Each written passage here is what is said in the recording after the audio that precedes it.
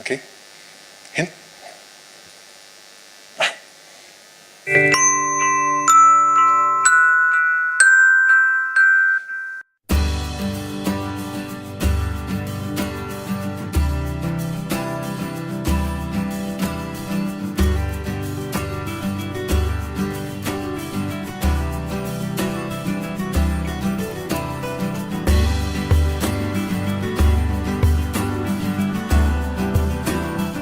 Hi, I'm Rajiv and I'm the Managing Director for Puma in India. We have embarked on an ambitious project about 2 years back, launching India's and Puma's first sustainable retail space.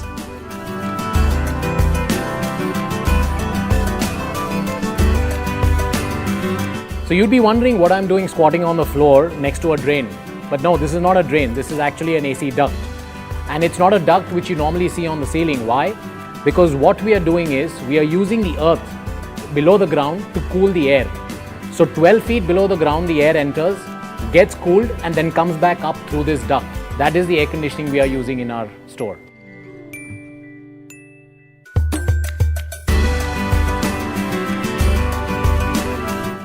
So what you see above me is actually a suspended volume. It is a floor which is suspended in mid-air without any support from the walls. It's supported only from the ceiling. So wherever we have the suspended volume, we have used bamboo as part of the false ceiling. Now what happens with this volume is that it becomes completely recyclable. So if I want to leave the building as it is, I can actually remove this entire cube and take it with me.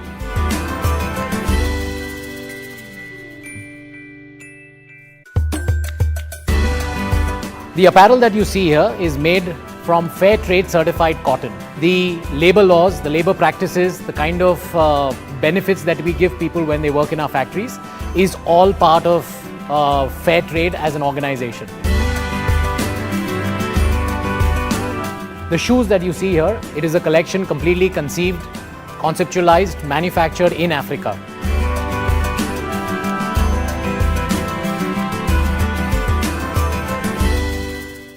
The wall that you see behind me and the table in front of me has t-shirts made out of organic cotton. Now what is organic cotton? Organic cotton is cotton which is pesticide free. The t-shirts here are also fair trade certified. What you see way up there right above me are solar panels. Solar panels are generating about 11,000 kilowatt hours of electricity, which means that all the lights in this store are being powered by the sun. That's how sustainable we are.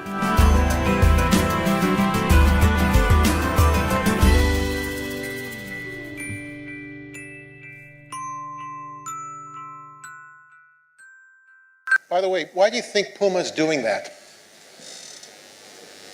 It's doing it because there's a customer segment out there that's willing to pay for that. It's exactly right. Again, it's linking it back to the business model. It's not an addition, it's part of.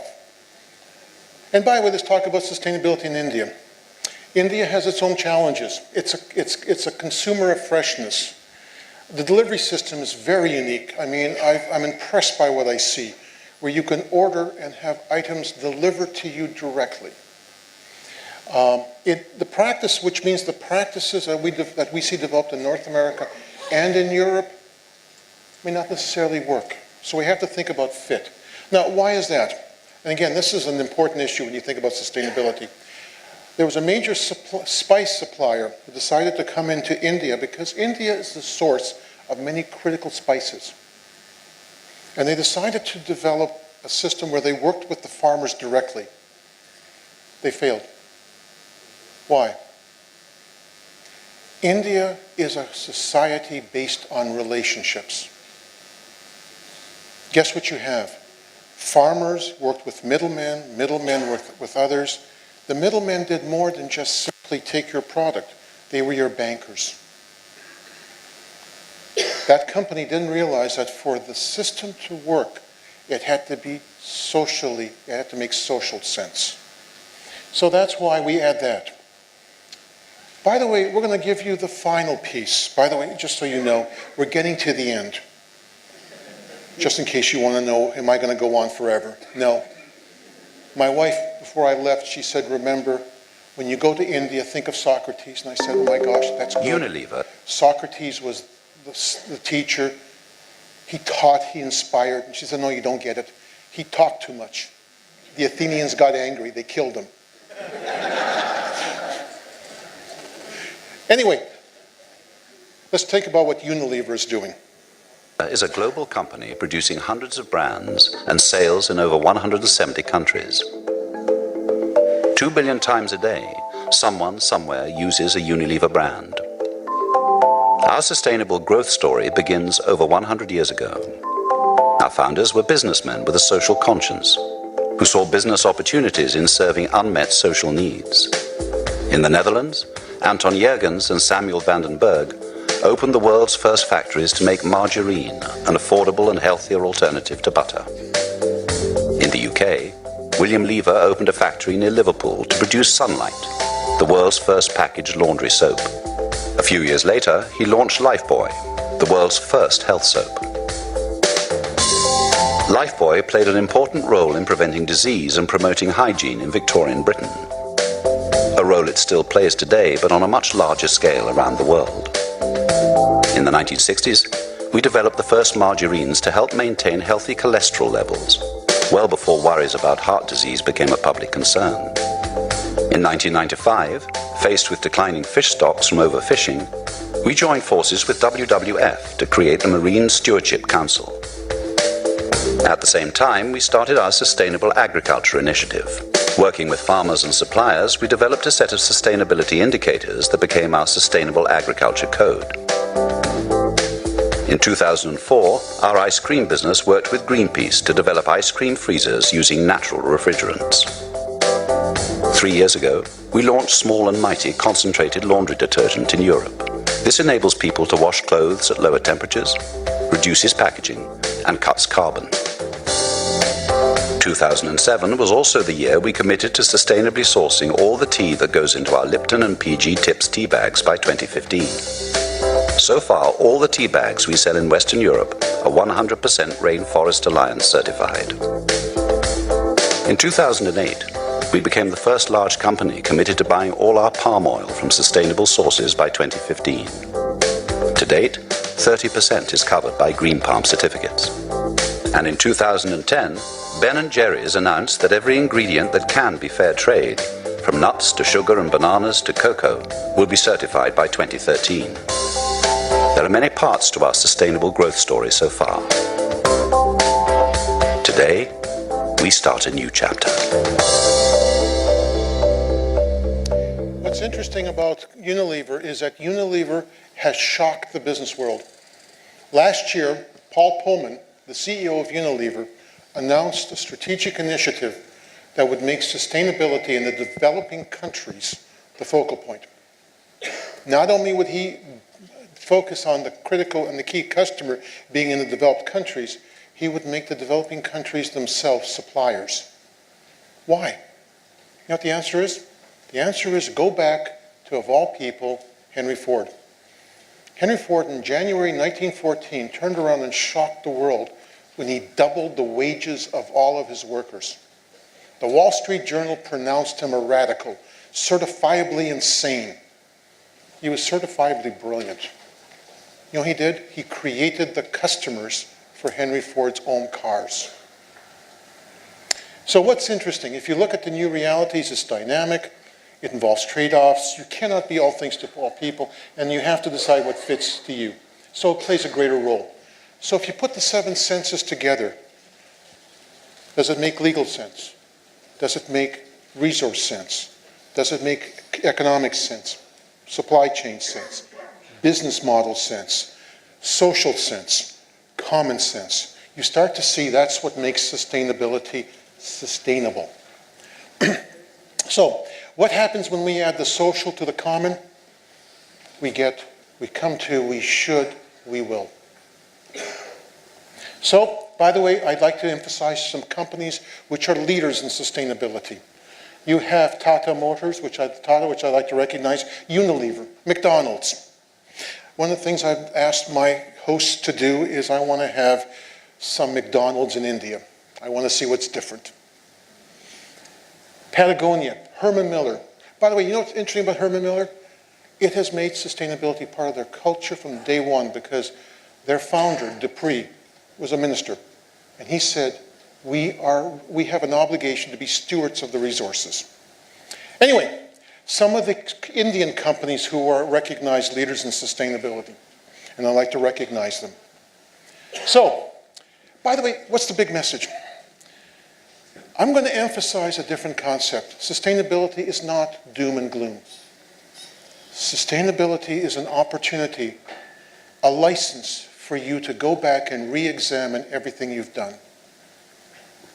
It is an opportunity for you to rethink. It is an opportunity for India, a country where the grade A students in India outnumber all of the students in the United States, to apply all of that intellectual power to be better.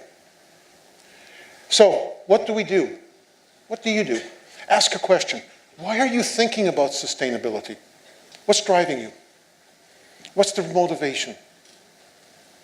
Number two, how important is sustainability and why? Are you doing it because of legal reasons, or are you doing it because there's a compelling business reason? By the way, I'm going to make a little statement. You want to really find out how good you are? Do an audit. Test yourselves. Many of you, you'll find out you're wanting. Number three, do you have the necessary infrastructure in place? We're going to talk about that in a minute.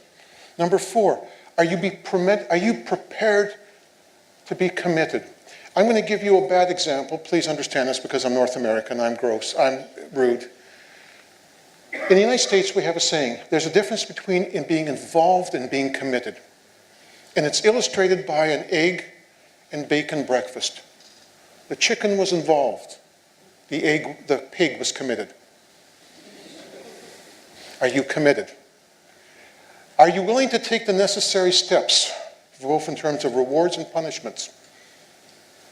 And finally, do you have the necessary support, socially, in the company, top management?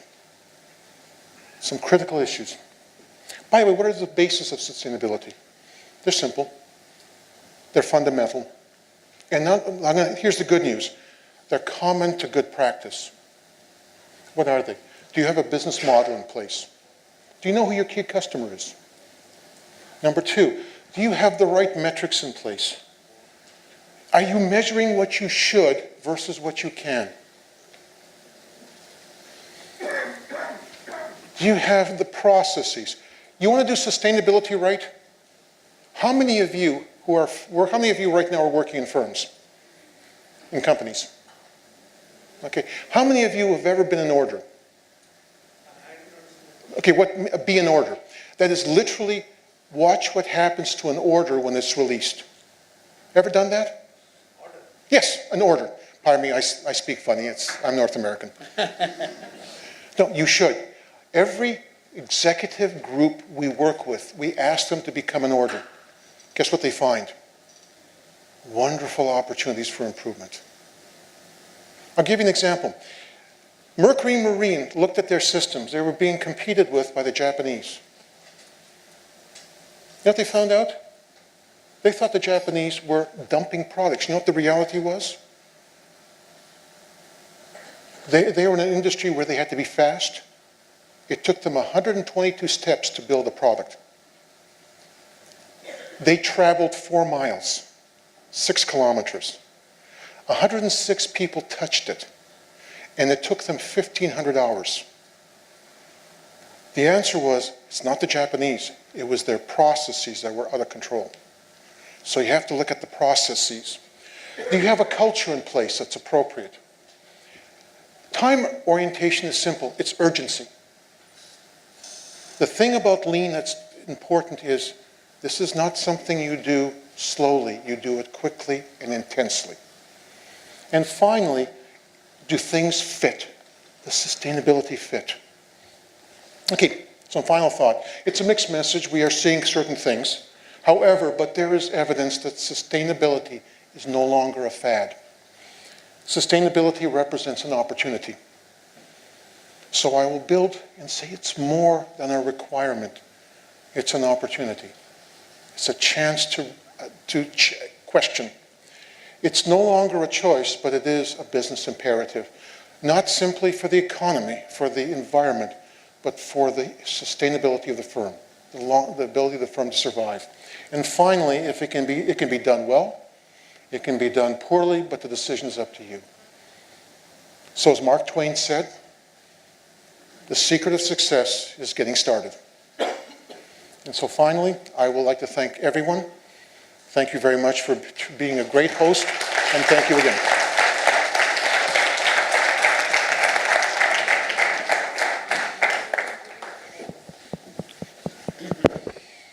Thank you, sir, for guiding us. That was truly enlightening. The floor is now open for audience questions.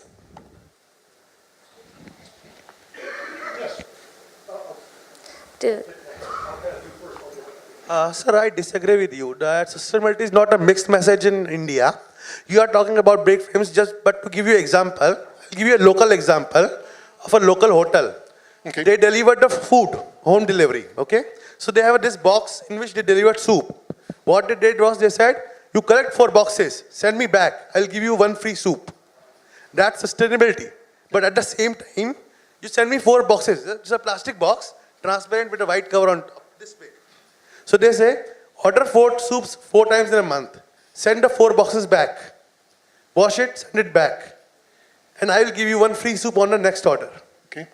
Now that I would say is sustainable because not only is getting more orders and more customers, but he's also making customer happy.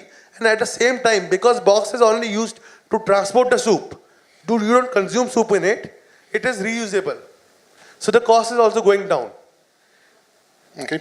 So sustainability is something that is, I feel it is in our culture. We use lot of Indians. They will use envelopes, gift envelopes, and they will put it aside. Somebody give you nice gift, cash in gift envelope. They will keep it aside, and they will give it to somebody else next time. And that is in our culture. But it's only big companies who just behave in a very arrogant way. Yep. I understand what you're saying. Let me restate what I was trying to say. Whatever we do in sustainability has to make sense to you. The point that we're trying to raise is that there's no right answer to sustainability. What I did was I gave you examples. And my experience with India, by definition, is narrow, so I admit it. I admit being ignorant. But on the other hand, what I'm trying to say is, the point I was raising is, once we understand the outcome, and the examples you gave are, if we know the outcome, and if we can get methods that make that outcome inevitable, that is sustainability.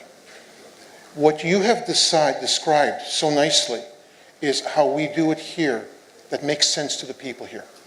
And that's an important lesson. So I would say that we're really agreeing.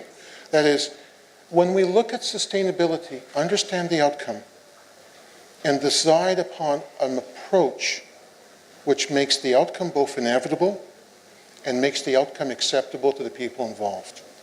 So I understand the fact that the examples I may have used were inappropriate. For that I apologize. But on the other hand, if you listen... You are looking only at big businesses. I know. I am saying try to look at the little more smaller businesses. We have seen that they are more sustainable. Doing things far more sustainable than the bigger ones. And in fact, let me repeat the point that was raised. The point that was raised was that the examples I gave are big business, and that's true. India, remember one of the things I talked about? I said India is a unique culture, a unique economy. One of the things that makes India so unique is that they have a far more family-oriented environment in terms of business. And that is both that's a good thing, because our experience has been that things we do, that the small firms are often far better at introducing new changes. So the answer to your question is yes, you're right. In many cases, what we tend to find, you know what the irony is? If you look at innovation, which is what sustainability is, a lot of the innovations were first introduced by small firms and then copied by large ones. I'll give you a prime example. How many of you, when you work, have your paycheck deposited directly to your bank account? Guess who developed that? It was done by a small company in England in 1952 because they had a problem where they had a lot of demand and they didn't want the people to leave at Friday at 3 o'clock so they could cash their paychecks. So what they did is they arranged to have their paychecks deposited directly at the bank, so people didn't have to leave. And the bank saw that, and guess what they decided to do? That was a good idea. We're glad we thought of it. So you're right. And in fact, the point that I'm raising, and another issue is, one of the things that we should do when we're looking at sustainability is look around us. In many cases, we tend to look within our own industry. But the real home runs, the real overs, I think you're calling it in cricket, right? Whatever it's called, when you hit it, when it's, what's it called when you go beyond the boundary again? Whatever. You can tell I'm an American, I don't get cricket. To me, cricket is a bug. Anyway, I can tell Indian students in my class, because I had one student who was Indian in one of my classes, and he had this t-shirt that said, I don't like cricket. But when he turned around, he said, I love cricket. Anyway, the point that we're raising is that the real big opportunities are when you look around and look at near industries and see what they're doing. So the point that you're raising, that the small firms are innovative and that we should also look at them as examples, is well-founded, and thank you. I really appreciate that. Thank you. Can you take a question? Sure, yes, please. Even other than Gandhi, another Indian Sufi saint from Kashmir also said about sustainability. He said that we do not inherit this earth from our forefathers. We borrow it from our children. Yeah. Now, in this principle, if we find that detergents manufactured by Procter & Gamble and Unilever are damaging our water resource, because as soon as their detergent and Lifebuoy touches my water, it becomes not recyclable. Yeah, that chemical is damaging it like anything. Will they be willing to recognize this and say that our water is getting damaged because of their detergent? Yes. In fact, let me restate the problem. The problem's been asked. You have to look at it broadly. One of the things that you've just highlighted is the importance of the outcome. Let me go back and restate your problem. If I focus on the detergent, that's a solution, right? Let me ask this question the other way. How do we get clothes clean? Is detergent the only way of doing that? No. That's what you're starting to see happening in companies. Unilever is asking that very same question because it realizes, like you do, that water is a scarce resource. So it's going back and saying, instead of us saying, how do we make better detergents? How do we clean clothes? And that's starting to make people look at things differently. See, the one thing I want you to understand is too often one of the problems we run into as people is we think in terms of an existing solution. And in many cases, the real advantage to sustainability is it makes you understand the question you're answering. And if I can ask that question, I can succeed. So what the gentleman before you and what you've done is you've highlighted why the issues of the outcomes are becoming more critical. Because people are starting to look at questions such as, let me give you an example of another question. How do I get product to areas of my country which are poorly served by the roads? Critical issue, right? You know what they're now designing? They're just, you know the drone aircrafts that the Americans are getting hammered on? A company is taking those drones and customizing them to, you launch them and they'll deliver the product specifically to the location so that you can have small deliveries. But again, what's the outcome we're achieving? What sustainability is really making us understand is existing solutions were acceptable back then, they're not acceptable now. In order to identify a solution, let's go back to the outcome statement, understand it clearly, and focus on it. Stephen, just say another thing. Sure, please. You've been in Mumbai possibly first time. Yes. If it is known that Mumbai is oversaturated with cars, Mm-hmm. the amount of fumes getting exhausted from cars is already damaging the lungs of the population of Yep. Mumbai. And yet they'll be marketing by auto firms which are trying to add about registration of 700 to 1,000 cars every day more in the city. Now, if we don't look at it this way, that this is now not sustainable because the health is far more at risk than smoking cigarettes. Because the guy doesn't have the choice. The school student who's walking to his school has to stop more longer at traffic signals, and inhale those fumes. So is it not a right choice to market more and more cars and make people attracted to buy that, vis-a-vis finding other better modes of transport like the electric train and public transport? Okay. Let me go back and, again, let me restate the problem, because I like what you've asked. The question goes as follows. We have a bit of a paradox in Mumbai.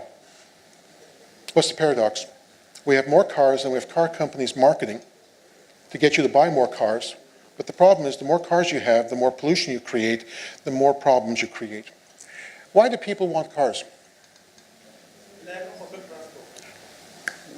Okay, here's the point. If you don't address the underlying desired outcome, then the people will just simply do what makes sense to them. If you want to get rid of the cars, don't do what London did. London nowadays, if you go into London, do you realize you have to pay a hefty tax to drive inside London? Unless you are a resident of London, in which case you still pay a tax, but it's subsidized. Only the English could do that. The problem is we have a large population which needs to move around quickly. You have a city which is very dispersed. How do you get people from one end to the other? Until you solve that problem, until you provide a solution to that, people are going to look to cars. So again, notice something. I know what you're saying. We have a reality, but the point is we've got to somehow make sure that people don't think that they're giving up something. They want mobility. They want to be able to get quickly from point A to point B. How do we do that? Because if I can do that, then guess what happens? I don't have the problem with cars. If you look at European cities where they have very good transport systems, cars are not as much because people know they can get from point A to point B. So what you're getting to is, instead of focusing... If you look at it from the mattresses point of view, the measurement and mattresses, Yep. that additional car which made my air not breathable and more lung diseases, can we hold the manufacturer responsible for it? Yeah. Okay. The incremental car Okay. that made the population... Okay, you're right. Let me go on because I'm getting short on time and we have... Doctor. 10 minutes for question and answers. Also, I request the audience to identify themselves before asking questions. I'm Rajiv Sethi, who asked the last two questions. Thank you. Okay, that's no problem. Let me go on because I'd like to get other people. Yes? Dr. Stephen, one Yes. question in line with him. Like tap water is replaced by innovative product like packaged drinking water. And recently in newspaper I came to know in America there is one particular state. They have banning the plastic water packed product and they are concentrating more on the drinking water, tap drinking water. Is there any such study? We are one way telling it is an innovative product, but at the same time, after some period, we observe that innovative product is giving not that result which we are liking to get, like car or packaged water. Is there any study to propagate the message that tap water is better than that and people can switch over on sustainability point of view? Okay, time out. The question, let me restate the question. People right now, in many cases, are focusing on bottled water. Bottled water has problems because you have the containers. Tap water, it should be used, correct? Why don't people use tap water? Because of the marketing wherein they are being paranoid to think that this is not hygienic enough. No. I don't want to get jaundice or typhoid. Okay, tell me. Okay, tell me. There's several reasons. let's understand why people use tap water. Number one, people use tap water. People may not use tap water because, number one, there may be a prestige to drinking bottled water. Fair. The other reason people don't use tap water because they are concerned about the safety of tap water. Before you can make people use tap water, you have to ensure that they have no concerns about the quality of tap water. That's the issue. People need water to drink. The reality is you and I can go for days without food. We cannot go for more than 48 hours without water. So we need to have secure water. Again, the point is, here's the thing I'm going to ask you to do. You've brought up a number of symptoms, and that's wonderful. Symptoms are indications of a problem. They're symptoms. The issue is what's causing them. And what you should be doing, what I'm going to recommend you do, is do what this conference is asking you to do. Look at these as opportunity for us to rethink the solutions. The reality is, when we rethink solutions, we come up with often brilliant solutions. I can give you examples from history of where old solutions met new solutions, and the reality is the new solutions won. The opportunity is here to rethink. You've got opportunities. Clean water, public transportation, small business. All of those are opportunities that you have for developing an economy which is truly sustainable in a way which is acceptable and which satisfies the needs of the people. Other questions? One last Please, question. there's a comment. I'm one of the panelists. I just wanted to make a comment on this. It's not such a simple issue. So we take one more question. That's all. What is the alternative to tap water, drinking water from the pipe? How much of the pipe drinking water do you actually take? Pipe water do you actually take? It's 3 liters a day. 2-3 liters a day, and some is used in cooking. 138 liters of that water, it goes into your pot, or goes for brushing. Now, if we had to upgrade the infrastructure in our cities to provide drinking level water in our pipes, the economic cost of that, the social economic cost of providing that amount of drinking water level quality, the infrastructure for that, the cleaning of that water, versus 2-5 liters of bottled water plus the plastic, right? That's the trade-off. I'm not saying which is right or wrong. But all I'm saying is these are not simple issues, right? If somebody talked about cars, right? Cars or mobility, buses, motorcycles, they actually increase somebody's income, right? That's sustainability. We have poor in this country. If they become middle class, they consume. By consuming cars, they go to their place of work faster, right? They work 2 hours longer. Their incomes increase. So, there are very complex trade-offs in this subject of people, planet dimensions. And profit. And profit. And it's not entirely about profit, right? And these things as... together, you have to think about. Correct. You're absolutely right. Yeah, and I think what... Mr. Avinash? No, Avinash is here. You are Mr.? I'm Rajat Gupta. Acha, Rajat, Mumbai consumes 10 lakh bottles of bottled water. Excuse me. I'm going to let's move on. Due to time constraints, we're going to now close the floor for questions. We'll have another round after the Q&A, after the panel discussion in the next section.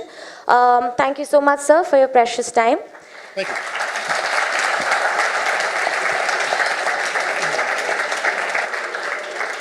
Ladies and gentlemen, we now break for tea. The arrangements have been made outside the gate. Our coordinators are available for your assistance. We will resume at 11:30 a.m. sharp. I request you all to be seated in the auditorium on time. Thank you.